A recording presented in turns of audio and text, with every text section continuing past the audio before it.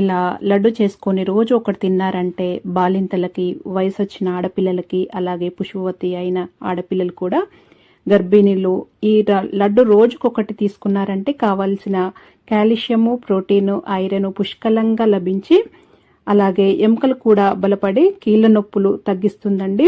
నెలసరిలో ఏమైనా సమస్యలున్నా కానీ తగ్గుతాయండి. ఇక నేను పొయ్యి పైన ఒక కడాయి పెట్టుకొని ఒక 3 స్పూన్ల పెద్ద స్పూన్ తోటేనండి నెయ్యి వేసుకుంటున్నాను. దీంట్లో నెయ్యే వాడాలి. లడ్డు గోందు అంటారండి, ఇట్లా షైనీగా ఉంటుంది. 1 కప్పు తీసుకున్నాను. గోందు కటీర వేరు, లడ్డు గోందు వేరండి. షాప్లలో అడిగితే మామూలుగా ఇస్తారు.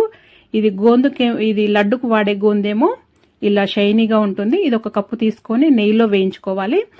అలా ఉన్నది క్రిస్టల్స్ లాగా ఉన్నది, రాయిల్ లాగా ఉన్నది ఇలా పాప్కార్న్ లాగా అవుతుంది. అంతవరకు వేయించుకోవాలి.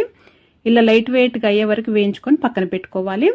ఇప్పుడు ఈ కడాయిలో 1 కప్పు ఎండు కొబ్బరి ముక్కలు వేసుకుంటున్నానండి. ఇది ఎండు కొబ్బరి అయినా కానీ కొద్దిగా ఇలా వేయించుకోవటం వల్ల లడ్డు అనేది నిల్వ ఉంటాయండి. 1-2 నెలల వరకు కూడా నిల్వ ఉంటాయి. ఇప్పుడు ఇదే కడాయిలో 1/2 కప్పు పల్లీలు వేస్తున్నాను. ఈ పల్లీలను కూడా మంచిగా వేయించుకొని పక్కన పెట్టుకోవాలండి. 1/2 కప్పు బాదం పప్పులు వేసి వీటిని కూడా వేయించుకోవాలి. 1 కప్పు నువ్వులు వేసుకోవాలి. ఈ నువ్వులు ఎక్కువనే తీసుకోండి, చాలా మంచిది ఎవరికైనా కానీ. ఇక్కడ 1/2 కప్పు గుమ్మడి గింజలు వేస్తున్నాను. వేసుకొని ఇవి రెండింటిని తొందరగానే వేగుతాయండి, కొద్దిగా వేయించుకుంటే సరిపోతుంది. ఇలా వేయించుకొని తీసుకొని పక్కన పెట్టుకోవాలి. దీంట్లో 3 స్పూన్ల వరకు నెయ్యి వేస్తున్నాను. మళ్ళీ దీంట్లో 2 కప్పుల గోధుమ పిండి వేస్తున్నానండి. 2 కప్పులు సరిపోతుంది. ఈ గోధుమ పిండి అనేది ఆ పచ్చివాసన పోయే వరకు మంచి స్మెల్ వస్తుందండి, అంతవరకు వేయించుకోవాలి. లో ఫ్లేమ్ లో పెట్టి వేయించుకుంటే చక్కగా వేగుతుందండి, చాలా రుచిగా ఉంటుంది. ఇప్పుడు అది వేయించుకొని చల్లార్చుకోవాలి. ఇక్కడ ఇవి చూడండి, గోందు వేయించుకున్నది ఇలా పాప్కార్న్ లాగా ఇలా తుంపితే ఈజీగా తునిగిపోవాలి. ఇప్పుడు మిక్సీ జార్ తీసుకొని ముందుగా ఈ గోందును వేసుకొని మిక్సీ పట్టుకుంటున్నాను.